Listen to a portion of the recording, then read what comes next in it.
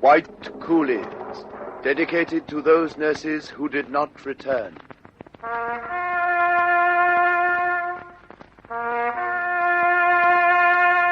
Sister Davis. Missing. Sister Hempstead. Missing. Sister Gardam. Missing. Sister Raymond. Missing. Sister Jeffery. Here.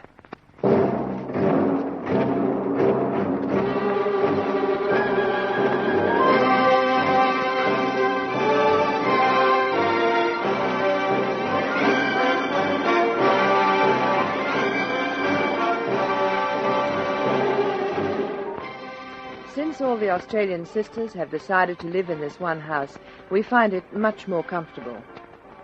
We were sorry to lose Mrs. Leyland, but she had to go to hospital in Palembang anyway, so we moved her belongings for her to the house next door. We were told she is very ill and will be away for some time.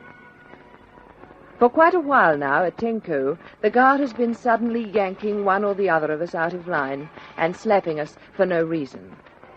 It has puzzled us, but we put it down to the natural Jap cussedness. But we've just found out it's more than that. In a camp in Sumatra, an army nurse that's singing. Oh, hello, Blanchy. Just came in to get my eating bowl. I believe we're to be allowed to go out to the guardhouse for water. And, hey, Blanchy, what's the matter? Oh, this wretched earache, Jenny. I've had it for ages on and off, but it's getting a bit grim lately. Oh, dear. There's not a thing we can do about it. If only they'd give us some medical supplies. I think this is from my teeth. I've lost 2 or 3 fillings, and of course, when I was hauled out of line this morning for a slap in the face, the swine caught me right across the ear and jaw. Hi, kids. Where's everyone? Oh, hello, Jeff. Only Blanchy and I are in here. Where are the others? They've all gone down to get water. Why? I have something to tell you that will... Hey, what's up, Blanchy? Well, her ear's giving her fits. Oh, isn't that rotten, Blanchy? But look, if you can listen with your good ear, I will tell you a story that will cheer you up. Oh? I'll listen with both of them if it's cheery. Carry on. Well, you know the Javanese guard that Shorty calls fifth columnist, Jenny? The one with the sunglasses, yes. Well, he's turned out trumps. Mrs. Brookhouse has just told Jean Ashton the most incredible story. He used to be her gardener before the war, and he came to her yesterday and told her what had been happening. Oh, you, Parisi. Oh, come here. Yes, Tuan? You read Dutchy? Yes, Tuan? This letter has been left in guardhouse by your Russian woman who is our friend in the camp. She has written in Dutchy. I cannot read. Not having glasses. You will read it to me?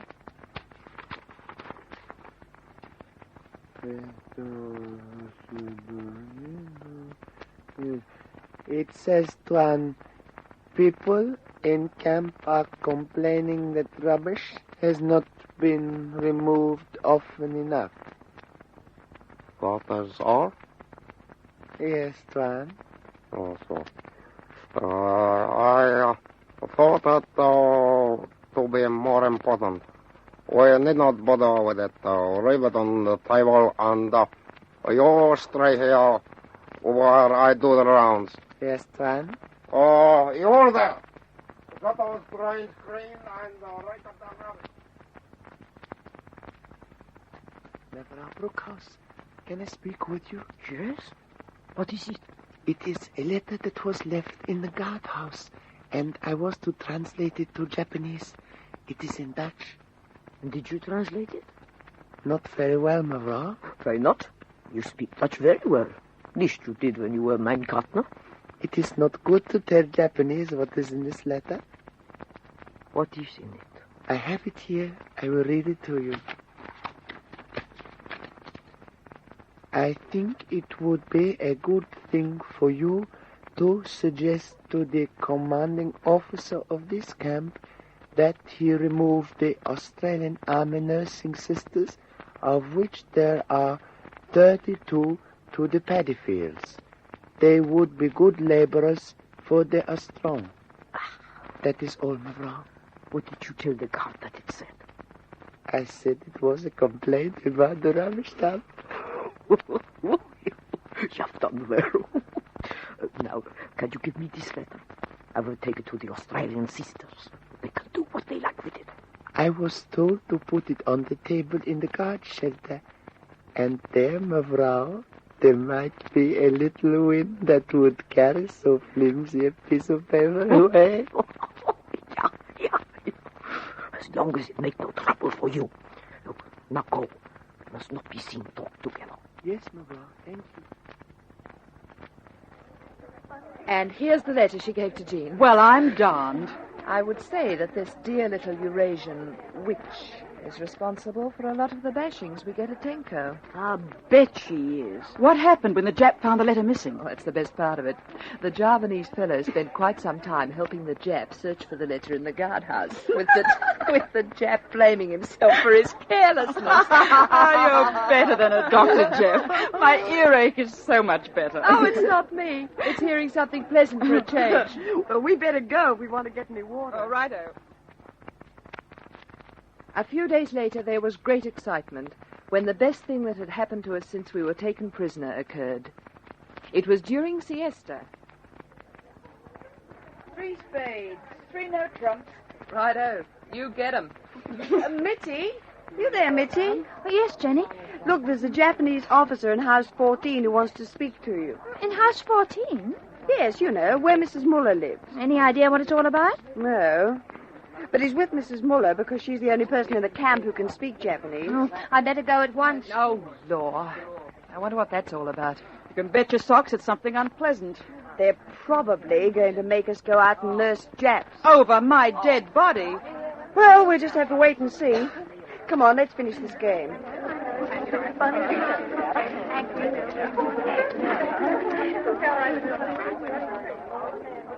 Here she comes, kids. Here comes Mitzi now. Oh, my word, it's hot. What happened, Mitz? What do they want? Well, there was an officer who seemed most interested in the Australian sisters. Yeah? He kept calling us something that sounded like kankafu. Apparently it's Japanese for nurse. Kanka-foo, indeed. Bit too much like our kangaroo, isn't it? Oh, shut up, Blanchie. Go on, Mitz. Well, it all boiled down to this. He wants a full list of our names to send home to Australia. What? You mean we've been prisoners for a year and they haven't informed our families? The devils. Heaven knows we filled in at least 20 lists of our names, addresses, age, religion, sexes, etc., etc., etc. What's happened to all those? Haven't you ever noticed, Jenny? There's always a small bonfire outside the Jap guardhouse every night those lists have been sent in. Anyway, he's coming to tomorrow to inspect us and our quarters. He seems quite concerned about the kankafoos, so perhaps this time something might be done for us. He did come next day, and he came to see our house. He seemed to be thoroughly disgusted with our mattresses of grass, the worn, thin rice sacks, and the torn sarongs that we slept on. He appeared to be genuinely shocked when he heard we had no sugar, milk, soap, or any decent quantity of paper, sanitary paper, butter, beds, mosquito nets, and so on. And he was amazed that we had to buy what little fruit we had. He made a note in his book and promised that things would be improved for us. He also said that we'd receive parcels and would be allowed to write 1 letter of 30 words home. If only we could. All this was said through Mrs. Muller, and then he spoke to each one of us in the only couple of words of English he knew.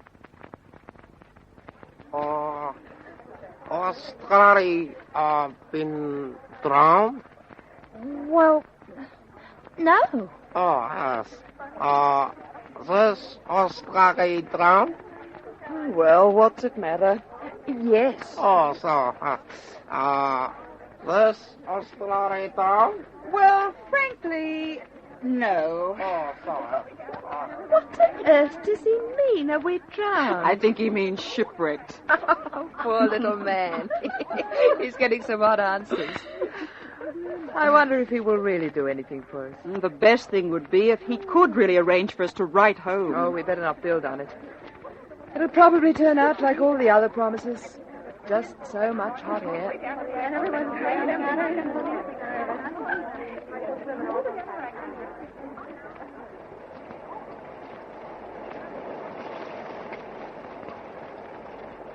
much better.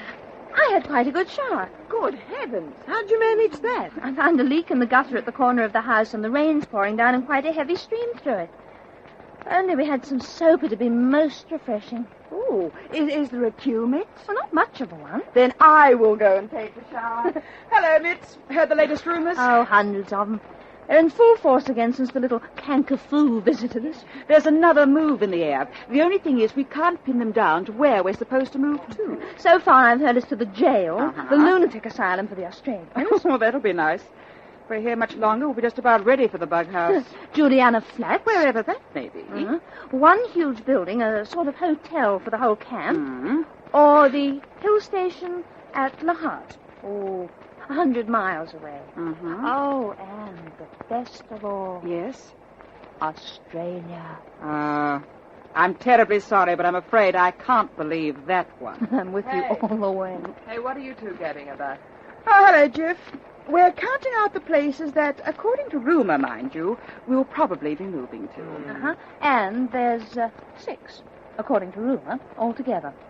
And there's also an order out that we may take all our belongings, but not any pianos or refrigerators.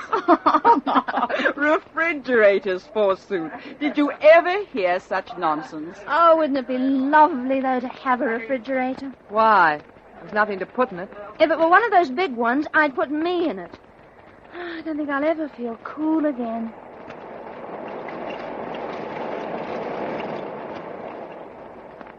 Although we didn't believe any of these wild stories, we sorted out stuff so as to be ready. Floatrotter found the remains of a tin of paint and put AANS on everything she could lay her hands on. Just in case.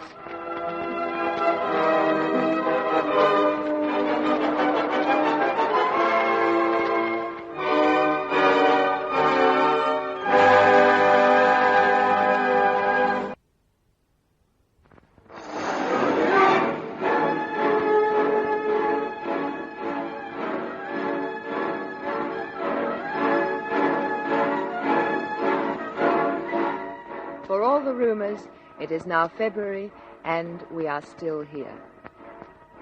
Some of us are now earning our own living within the camp, so we can buy a little sugar and fruit from Goleng, and perhaps save enough money to buy a little material from Milwani to make night attire. Some amazing talents have come to light. Well, I don't know what I can do to make money. All the obvious jobs seem to have gone. The wood-chopping crew take their life in their hands. That darned old axe keeps flying off the handle. They get good money for it, though. Dell and Blanche have nearly finished their mahjong set. And Viv and Wilma Aram are doing a roaring trade in mending shoes and trumpers. You know, those native shoe things? I suppose I could do washing and mind children for the Dutch. That's an idea, Pat. Yeah. I've been thinking about taking on some extra cooking. Hey, Jeff! Hey, Jeff, come out of that old diary of yours and help us decide what we can do to earn a bit of cash. Well, I've fixed myself up. I am now the camp barber. What? Can you cut hair, Jeff? I don't know. I'm going to try.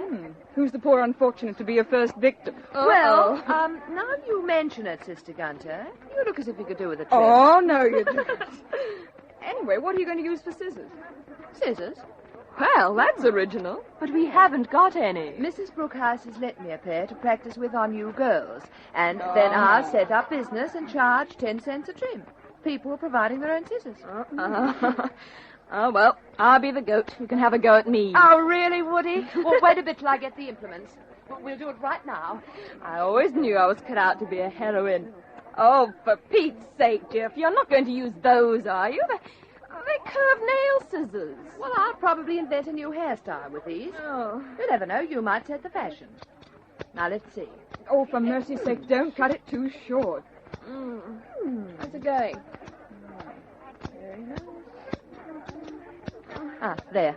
Oh, Jeff, look what you've done. Now you'll have to cut it all that length. Oh, well, no. it'll be much cooler short. Now, just sit still, Woody, and put yourself entirely in my hands.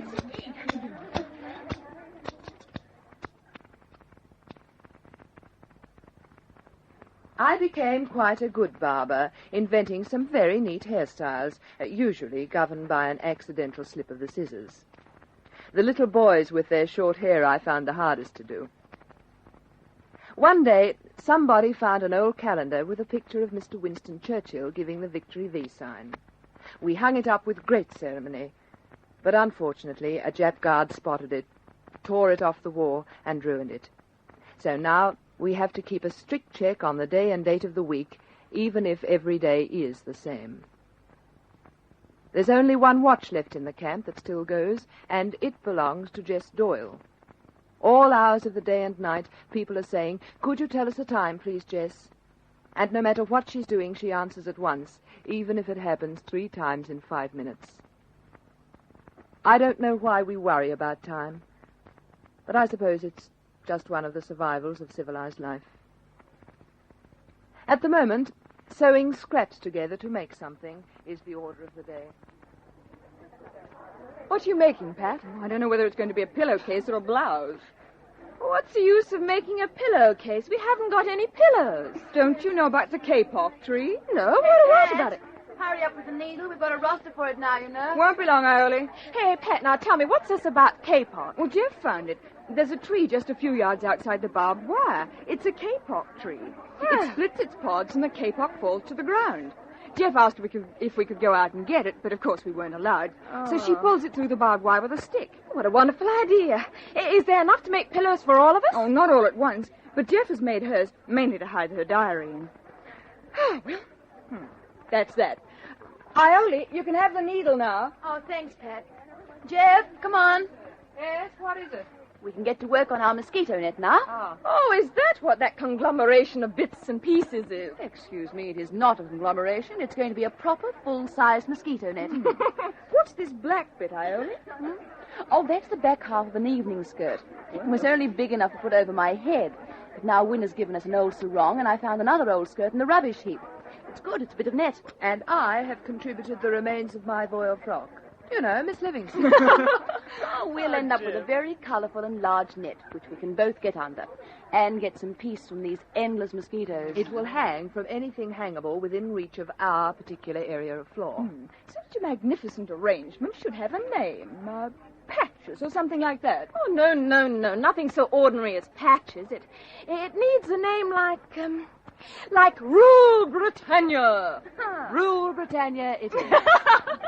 You know, we're getting such an assortment of these odd nets that anybody trying to walk through the room after 9 p.m. is likely to strangle themselves. Oh, Lordy, it must look funny. All of us lying on the floor, shoulder to shoulder, covered by these monstrous hanging drapes. Oh, dreadful. Kids, our toothbrush troubles have really caught up with us at last. Hello, Trot. What's the matter with the toothbrush? Well, we're down to one, as you know.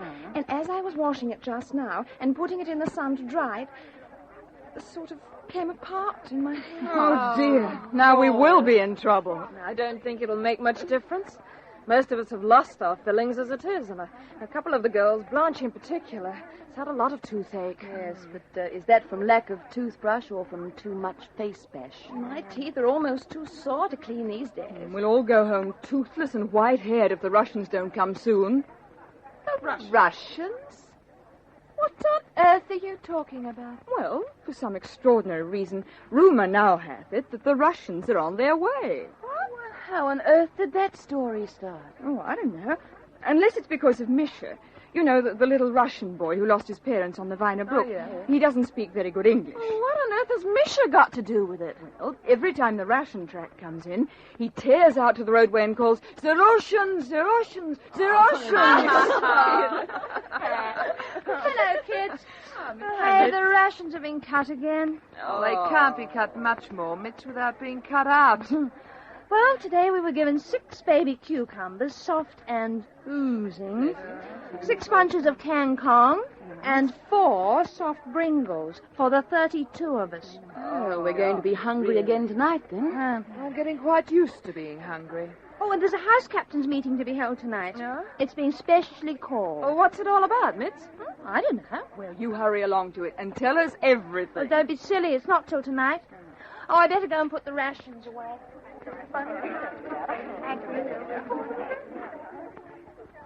Ioli and I finished our mosquito net and hung it in great triumph. Just as we were all settled down for the night, in came Mitz from her meeting, giggling like mad.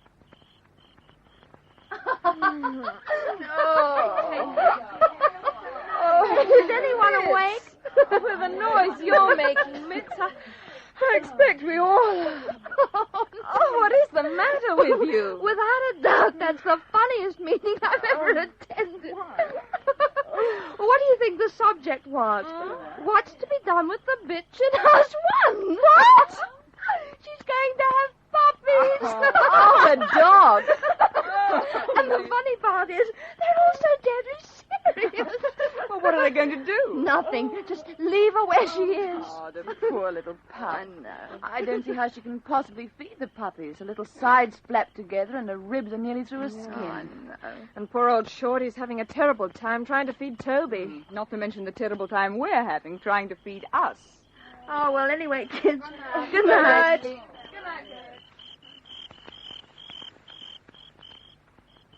13th of March, Red Letter Day. At last, the POW postcards have actually been given to us to write to any part of the world. One at a time. One card each. You can write in English, Malay, or Dutch. You cannot say you're hungry, that you have no beds. You must say you are well treated and your condition's good. If you say otherwise, you will be punished. And the card not sent. Well, that doesn't leave much that we can truthfully say, does it? Or even to be allowed to say we're alive is something. Yeah. As long as my family gets my own signature, I'll be happy. Yeah, me too. You report back here with the cards at 1700 hours. And you will be given an anti-dysenteric injection. Grief, what's bitten the Japs? Lord knows, Iole. It's about time they did something. We're beginning to get typhoid in the camp now. And Dr. McDowell told me yesterday there's one case of virus. Oh. Typhus, I mean, love, typhus. Typhus? Gosh, it'll spread like wildfire. Well, it's all very hush-hush. If the civvies cotton on, there'll be a wild panic. Jeff, if it gets a hold, I don't see how it can be kept quiet. Well, Dr. McDowell has told us all to go on duty. Full time. Oh, well, no peace for the wicked, dear. No, Strauner, you want cards? You want cards, or you rather talk? Oh, well, of course we want them. Come on, Jeff. We nearly missed the bus. The sickness is spreading rapidly, particularly among the children. And we are kept working flat out for long hours. We've all decided to be drooping lilies when we get out of here. We're learning fast from observation. How I hate this foul hole. It's terribly hot, and the water is still turned off. We'd give anything to know what's going on in the world outside barbed wire.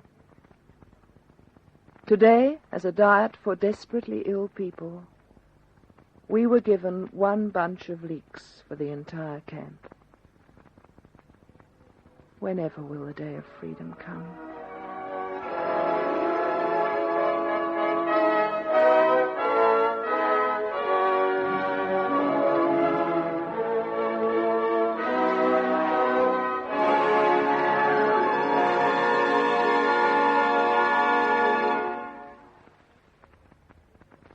Listen again for a further episode of this true story of Australian women at war.